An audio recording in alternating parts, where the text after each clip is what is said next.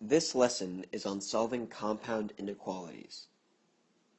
A compound inequality could look like an inequality on the left, where x has some unequal relationship to the quantity a, and another inequality on the right, where x has some probably other relationship to the quantity b. But a compound inequality is where you also, in between these two, you have and or. One of these two. If you look at a number line, you can get a good idea for what this means. So let's say here I have A and here I have B. If you had, let's say, x is less than A or x is greater than B, you would shade in x is less than A. You would shade in x is greater than B. And you can do both of these because the relationship is or. That means it can be either or the other. If it was and, then it would have to satisfy both. In this case, if we tried and, you'd notice there is none, because none of this intersects this. There is no part where both are true. X isn't less than A or greater than B at the exact same time, at least not as I've drawn these. Let's now try x is greater than A, less than B, and it's and. So x is greater than A and x is less than B. So if I shade in x is greater than A, I get something like this. If I shade in x is less than B, I get something like this. Now the and means you only care about the part where they're both included, where one is true and the other is true. So where does blue and green meet? In the middle here.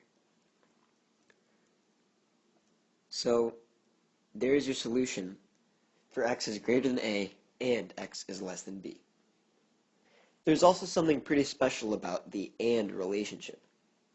It doesn't have to be written as two separate inequalities, one on the left, one on the right.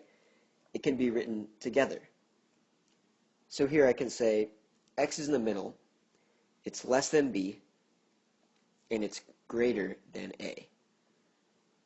That's only for and, again, but that's what it could look like. And of course, if x was greater than or equal to A, and x was less than or equal to B, and these points would be included, then here we would have x is less than or equal to B, and x is greater than or equal to A. So how do you go about solving compound inequalities? Well, all a compound inequality is one inequality and another inequality. At least that's usually the case for or. And in this case, you just solve one, and you can get down to x has some relationship with a constant, and then you do the same on the right, and you get that x has some relationship. It's probably going to be different. It could be the same with a different constant. And because it's or, you could leave your answer at this. There are some situations, however, where you don't have to. For example, if I have that x is greater than 2 or x is greater than 3, well, if x is greater than 3, it's already going to be greater than 2. So this is all I really need. It says the exact same thing as this statement over here, but in just one phrase. But if that's not the case, you would just leave your answer as this. And that could be applied if x is less than 1 or x could be greater than 3. Because one doesn't cover the other. If you draw the number line, x is less than 1 would be over here, and x is greater than 3 would be over there.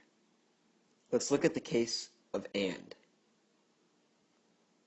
We could have that x is less than b and is greater than a. X is between a and b. This is your solution. But what if you have something more like 2x minus 10 is between a and b? Well, then you just imagine this was an extended version of a regular inequality. When you add 10, you don't add 10 to both sides. You add 10 to all three sides. And when you divide by 2, you don't divide by 2 for both sides. You divide by 2 for all three sides. And you're left with your answer. Of course, a and b would be numbers, and it would come out to be just regular constants. Also, in the case where, let's say, you have negative 2x is less than b is greater than a, you'd have to divide by negative 2. And if you remember that when you divide by a negative, you have to flip the sign. In this case, we're going to flip both signs. And you're going to end up with x. Here we have less than b. Now it's going to be greater than b, negative b over 2. And also, it's going to be less than, because this used to be a less than symbol, now it's going to be greater than. And we have a divided by negative 2, so negative a over 2. You'd get this, but this isn't standard notation. What you'd normally do is you would rewrite this so that it always has x, and it's surrounded by less than symbols. So you'd have to put negative b over 2 on the left, and negative a over 2 on the right, and then you'd have your answer. As always, be sure to check the example video to get a good idea of how to solve compound inequalities.